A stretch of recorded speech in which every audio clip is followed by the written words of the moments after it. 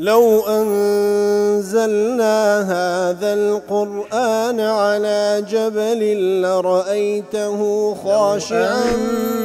أنزلنا هذا القرآن على جبل لرأيته خاشعا لو أنزلنا هذا القرآن على جبل لرأيته خاشعا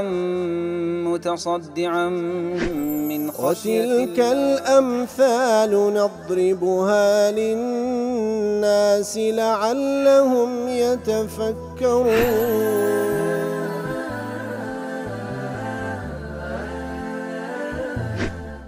الحمد لله والصلاة والسلام على رسول الله وعلى آله وصحبه ومن والاه. السلام عليكم ورحمة الله. برزان خوشحال لواني 970 لوانا كاين تفسير قرآن بيروز بهم وخزمتان بس رزامندي رب العالمين وهي وادان اوي ازي السودي لور بقرن. أعوذ بالله من الشيطان الرجيم. براءة من الله ورسوله إلى الذين عاهدتم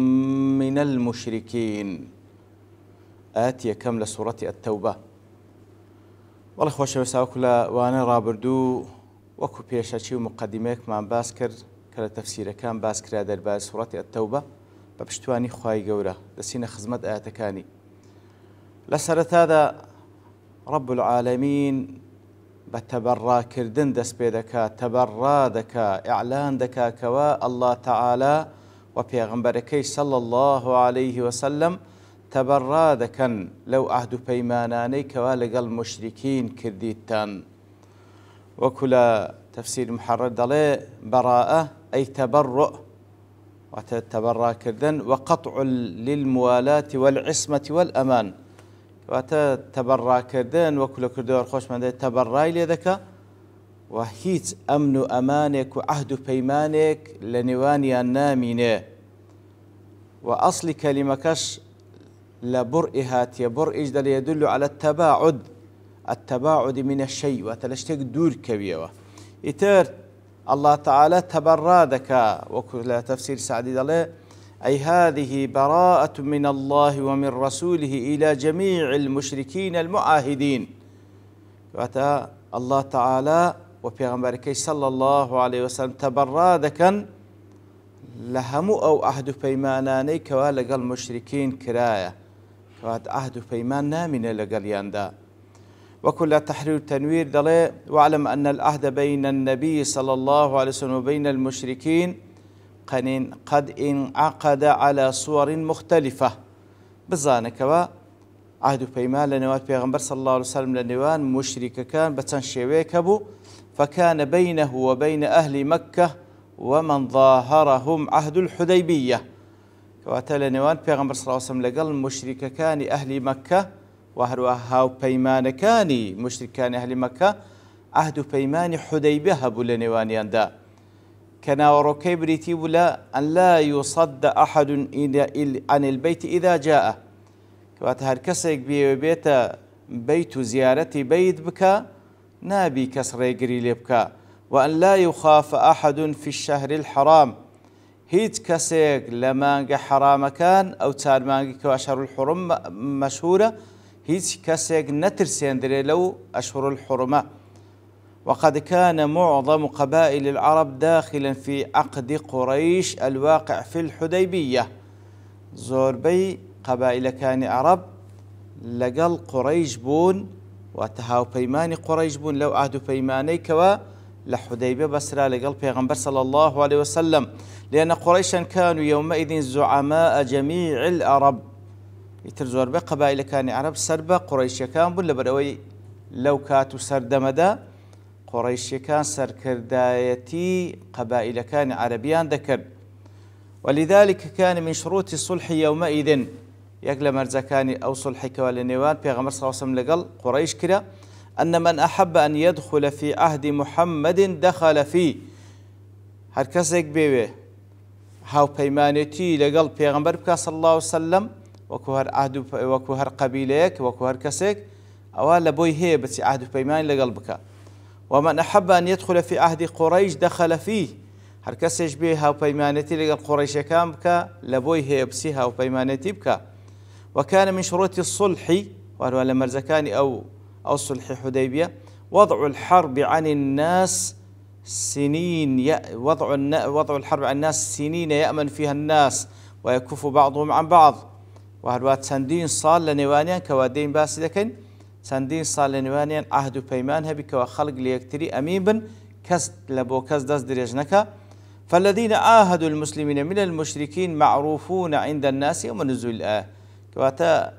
أو كاتكواتا دابزي إتر أوانيك عهد بيمانيان هي لقل مسلمانان لوانيك ومشركين أواني عهد بيمانيان هي كسانيش معروف وكو قريش وهل كسانيش ديكا. وكان بين المسلمين وبعض قبائل المشركين عهود وهل لنوان مسلمانان لقل هندق لقبائل كان قريشي قبائل كان مشركين غير قريشي أوانش عهد بيمان لنوانيان هبوا وكل سورة النساء آتينوهت خواهي قول إشارة بيكردية إلا الذين يصلون إلى قوم بينك وبينهم ميثاق. وهلها وكما أشارت لهذه السورة في قوله تعالى إلا الذين عاهدتم من المشركين ثم لم يقصوكم شيئا كواتا غير قريش عندك لقبائل كان بديا عهد بيمانيا لقل مسلمانان هبوا. وبعض هذه العهود كان لغير أجل معين أو عهد بيماناني كالنوان بيغمبر هبو صلى الله عليه وسلم لقل مشرك كان هندق لوانا لأجل غير معين وأتم ديار نكرة بمطلقي عهد بيمان هبو لنوانا. وبعضها كان لأجل قد انقضى هنديتشيش أجلوا ما وجه ديار كراي هبو تواببو. وبعضها لم ينقضي أجله هنديتشيش أجلي ياخذ ما ديار كراي هبو بلام هشتا تواب نبوبو. فقد كان صلح الحديبية مؤجلا إلى 10 سنين في بعض الأقوال حتى أو صلح الحديبية كوكرا لهندك أقوال هاتكوا دصال أو عهد لنوان پیغمبر صلى الله عليه وسلم لقل قريش كان هبي. وقيل إلى 4 سنين وقيل إلى 2 سنين كواتل قولك هيك دصال بو هندك دلين 4 صال بو هندك دلين 2 صال بو. لا تحرير تنويري ابن عاشور ضلي افتتحت السورة كما تفتتح العهود وصكوكها وصكوك العقود كوات أو سورة بداية كوادس بيدك براءة من الله ورسوله الذين عاهدتم من المشركين ضلي أو سورة وادس بيدك وكو عهد بيمان كان دس بيدك يكم زار بلا تشبيك ضلي بابت فلانشد يكسر ديتسر محتوات براءة بابلينا وروتشي سورتك براءة من الله ورسوله إلى الذين عاهدتم من المشركين كواتا افتتاح سورتك بوشي ويذكر وكو عهد بيمان كان دس بيذكر بأدل كلمة على الغرض الذي يراد منها كواتا كعقد بيمانك دا نسري للسروة عنوانك دا نسري عقد بيماني فلانشد أو سورتش بعنوانك دستي بيكردية كوا بكمترين عبارة باز لنا وروشي سورة كذا كما في قولهم هذا ما عهد به فلان وهذا ما اصطلح عليه فلان وفلان. وقول الموثقين باع أو وكل أو تزوج كواتا وكو أوانيك ولا عرفي بشرها ضلي مثلا عهد بيمانك ضلي أو وصية فلان كاسية يعني أو اتفاق بين فلان وفلان كاسية ويأخذ عقدي كرين فروشتنا يأخذ عقدي زواجه يتليرز دا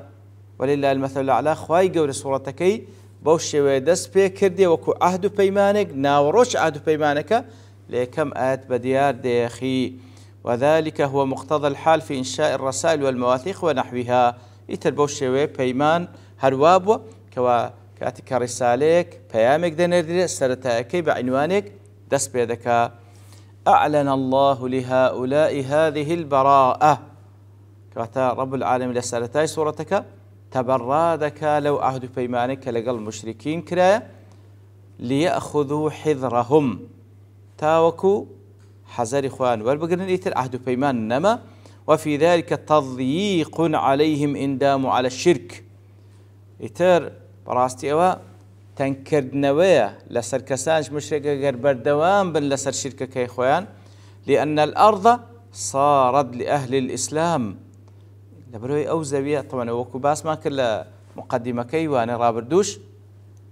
کەوا ئاخر سوورەتە دابەزیە ئەحکامی نهایی تێدایە ئیتر لەو کاتەی وە مسلمانان تەواو خاوەن دەولەت و دەسەڵاتن و ئەو زەویش بوو تەزەوی مسلمانان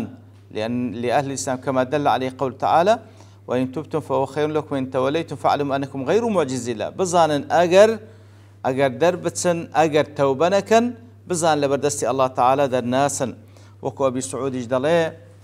براءة من الله فيه إيثار الجملة الإسمية على الفعلية صورتك كدست بيكرديا بجملة اسمي دستي بيكر نوك بجملة فعلي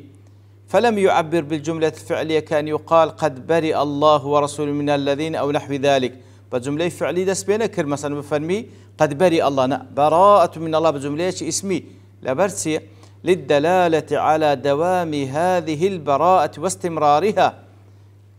جملة اسمي بلغي لسرويكوا أو براءة أو تبرى كردني الله تعالى وبيغمبرك صلى الله عليه وسلم لا عهد بيما المشركين شتيشي بردوام وبردوام دبيتن ثابتة وبردوام دبي وللتوسل إلى تهويلها بالتنوين التفخيمي براءة تنوين تدا أو تنوينش لبوتسيا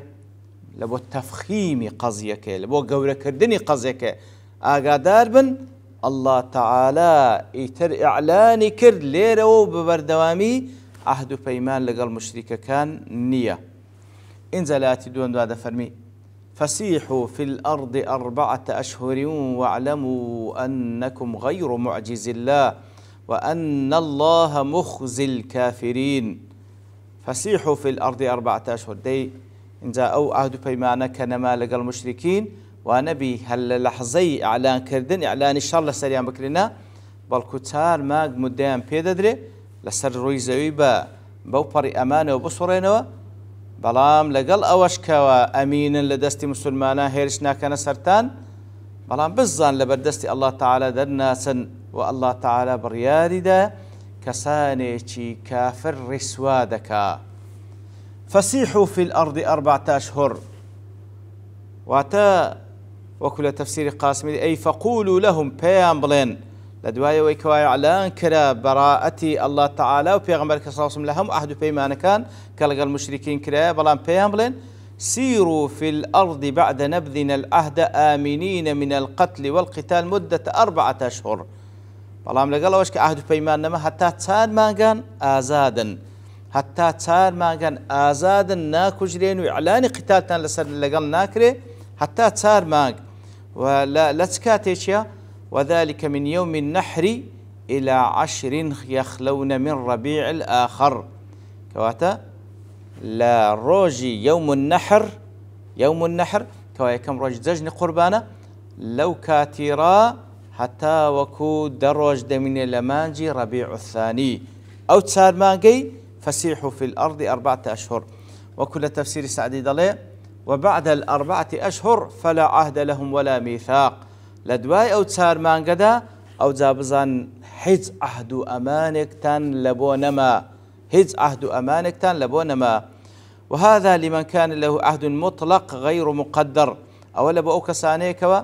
أو غاني عهد بيمانه لك پیغمبر صلى الله عليه وسلم برهاي بمطلقي يتل دواي أو تسار مانجا نامينه أو مقدر ب4 أشهر فأقل يعني أواني تسار مان كمتر تسار مانجو كمتر أواني جنامينه أما من كان له عهد مقدر بزيادة على 4 أشهر أدي قالوا تسار مانجو زياتر هبي تسار مانج وزياتر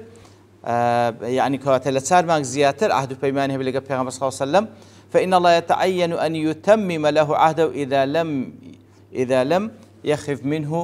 لم يخف منه خيانة ولم يبدأ بنقض العهد أواني كوالا تسار مانج زياتر عهد بيماني أنهبوا لقى پیغمبر صلى الله عليه وسلم أجر بيتو وكل آتي دواتري باسي ذكاتن أجر بيتو عهد بيمان نشين أوان وبيغمبر صلى الله عليه وسلم مخافتي لأن النبي ونشان أوان لينيت زيك وخيانة بكن أو لبوان عهد بيمانك تواو دبي وكل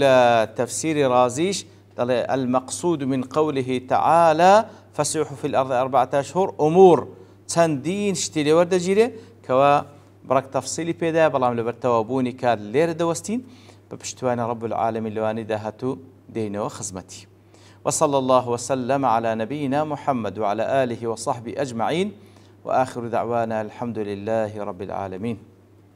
لو أنزلنا هذا القرآن على جبل لرأيته خاشعا أنزلنا هذا القرآن على جبل لرأيته خاشعا أنزلنا هذا القرآن على جبل لرأيته خاشعا متصدعا من خشية الله. وتلك الأمثال نضربها للناس لعلهم يتفكرون.